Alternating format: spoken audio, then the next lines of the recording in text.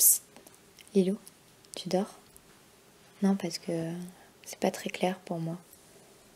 Tu sais, en 2017, t'as débarqué dans l'inconnu, dans le mystère, dans le faux connu. T'as avancé à tâtons, t'accrochant aux mots, aux descriptions.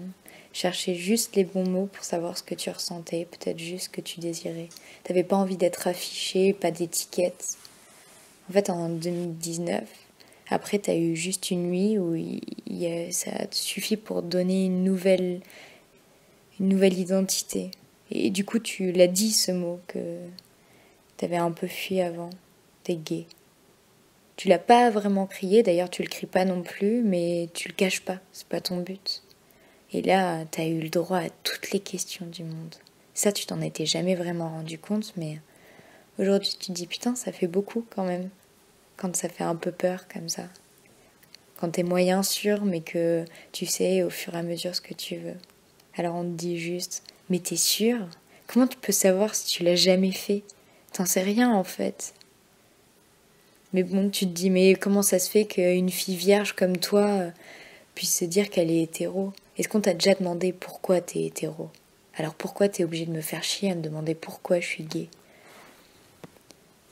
Peu importe, qu'importe quand, depuis qui, depuis quelle fois, tout ce que je dis, c'est que moi j'aime la danse, les bonbons, les filles et le chocolat. Puis après tu discutes avec ta famille, et là, t'as juste la grande phrase de ta mamie. Mais tu dis ça car t'as juste peur du loup. Pardon, mamie, mais je crois qu'une chatte est bien plus vicieuse. Il en faut bien plus qu'une paire de couilles pour aller la voir, cette montagne que l'on se fait d'un truc qui nous est pourtant si familier. T'es obligé à chaque fois de trouver une justification pour ton orientation, c'est trop de pression pour une étreinte avec ou sans affection. J'ai pas envie de réfléchir, pas envie de savoir les réponses à pourquoi j'aime ou je désire des filles. Est-ce que tu te demandes vraiment pourquoi tu désires telle ou telle personne? Non, alors pourquoi tu m'obliges à le faire tout le temps?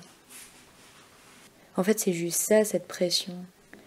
En dehors du fait que ça puisse être plus ou moins accepté.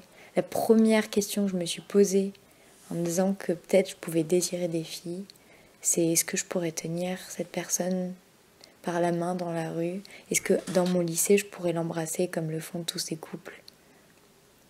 Est-ce que ça sera juste accepté? Et ben en fait, maintenant j'ai plus peur de la question pourquoi et est-ce que t'en es vraiment sûr? Et normalement, je trouve pas ça très normal. Donc vas-y, je te laisse méditer là-dessus.